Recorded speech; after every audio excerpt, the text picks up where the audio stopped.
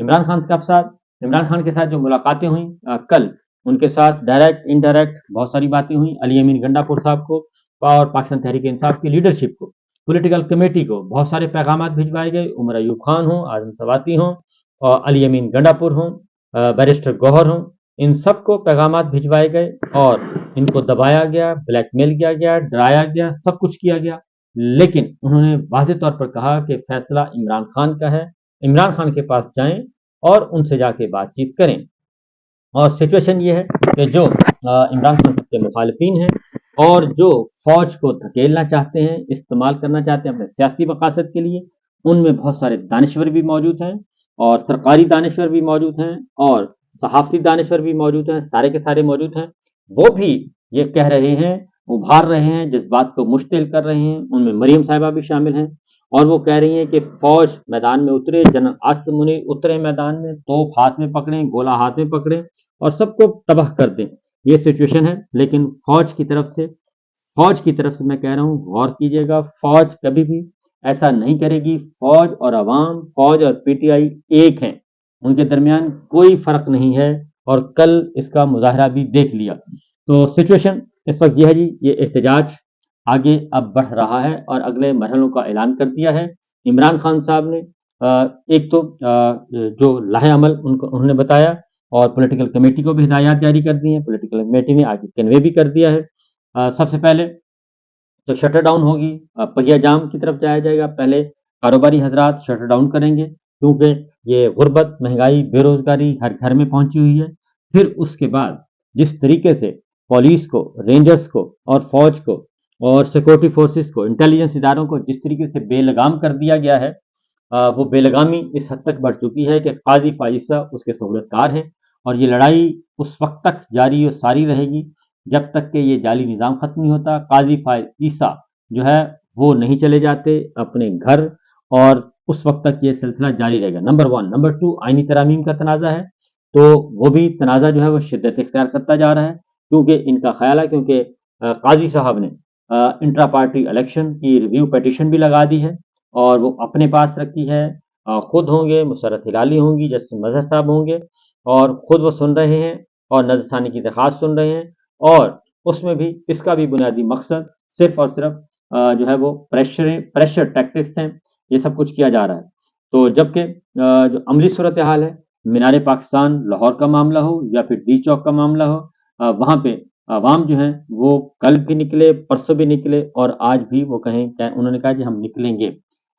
بلوچستان سے محمود خان اچکزئی صاحب اعلان کر چکے ہیں، بلوچستان کی پاکستان تحریک انصاف کی لیڈرشپ اعلان کر چکی ہے کہ آپ ہمیں حکم دیں گے، جب بھی عمران خان حکم دیں گے ہم شاہراہیں بلاک کر سکتے ہیں، ہم احتجاج کر سکتے ہیں، ہم ریلیاں نکال سکتے ہیں، ہم ڈی چوک اسلام آباد جوائن کر سکتے ہیں، ہم لاہور جوائن کر سکتے ہیں.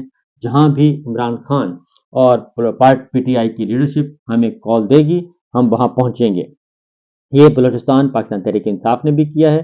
جبکہ جو آئین پاکستان تحفظ تحریک ہے، اس کے سربراہ متحدہ اپوزیشن کے محمود خان اچکزئی ہیں، انہوں نے بھی کل اناؤنس کر دیا ہے کہ ہم 7 اکتوبر سے کر رہے ہیں جی، شروع کر رہے ہیں قلعہ سیف اللہ سے، بلوچستان سے اپنی تحریک کا آغاز کر رہے ہیں اور اس کے بعد اگلے مرحلے کا اعلان کیا جائے گا. وکلا جو ہیں وہ بھی میدان میں آ چکے ہیں. کل چونکہ لاہور ہائی کورٹ میں بھی شیلنگ کی گئی اور ایوان عدل لاہور ہائی کورٹ میں شیلنگ کی گئی اور اندر پولیس نے وہاں اندر سے لوگوں کو، وکلا کو گرفتار کیا اور مصطفی کاظمی اسلام آباد میں ان کا جو حشر کیا ہے ایڈوکیٹ سپریم کورٹ.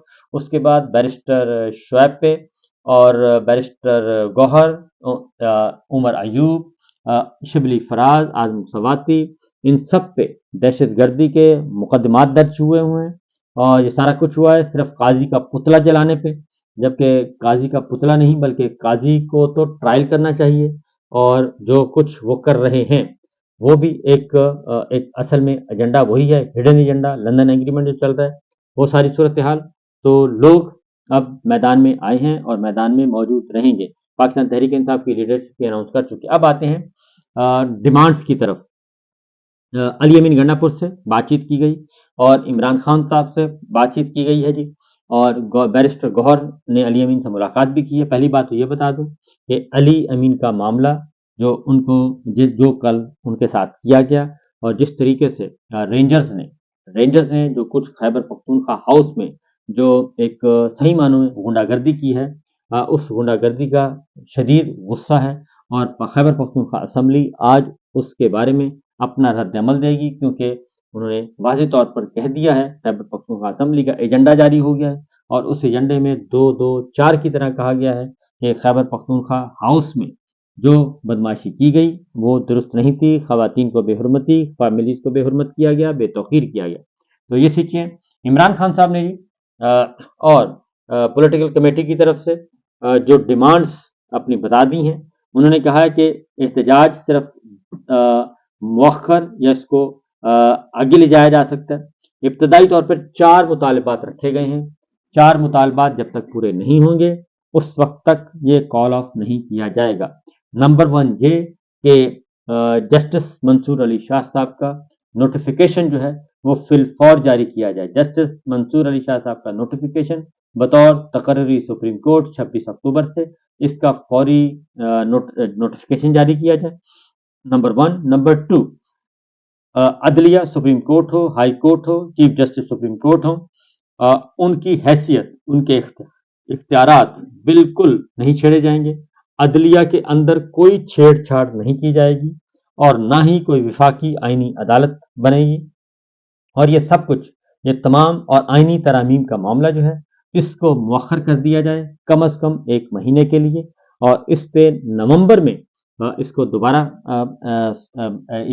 کیا جائے گی، دوبارہ سے اس کو لایا جائے زیر بحث آئینی ترامیم کو، اور آئینی ترامیم اوپن ہونی چاہیے، پارلیمانی کمیٹی بنے، آگے موڈیلٹیز طے کی جا سکتی ہیں، پروسیجر طے کیا جا سکتا ہے، لیکن پہلا مطالبہ جسٹس منصور علی شاہ صاحب کی بطور چیف جسٹس تقرری یہ آیا جائے، نمبر 1۔ نمبر 2 جو ہے فوری نوٹیفیکیشن جاری کیا جائے۔ نمبر 2 آئینی ترامیم مؤخر کر دی جائیں، اور کسی قسم کی آئینی ترامیم نہیں ہوں گی نومبر سے پہلے۔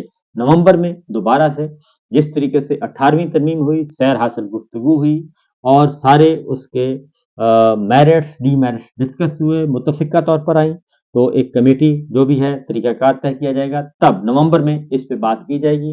جب تک قاضی فائز عیسیٰ ہیں اس وقت تک کسی قسم کی کوئی ترمیم نہیں ہوں گی، کسی کو ایکسٹینشن نہیں دی جائے گی، اس بات کا بھی کہا گیا ہے جی، یہ بھی ڈیمانڈ میں شامل ہے۔ اور اس کے بعد جتنے بھی جھوٹے مقدمات، بے بنیاد مقدمات، یہ ختم کیے جائیں، پولیٹیکل وکٹمائزیشن ختم کی جائے، اور جو اسیر رہنما ہیں، کارکنان ہیں، ان کو رہا کیا جائے، اور کسی قسم کا یہ جو شروع کیا ہوا ہے بے شمار مقدمات ہیں وہ سب کے سب ختم کیے جائیں۔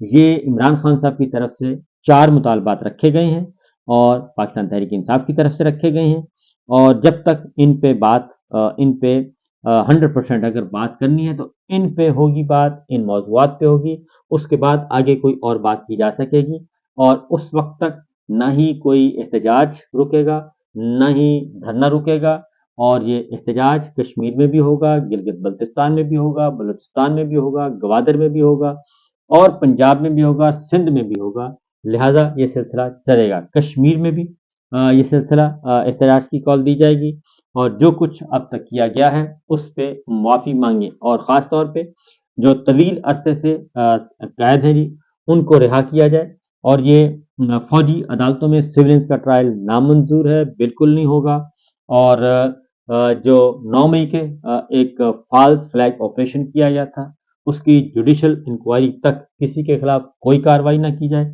یہ چند نکات ہیں جو کہ میں نے کہا آپ کے ساتھ شیئر کر لوں، یہ ساری صورتحال اس وقت ہے۔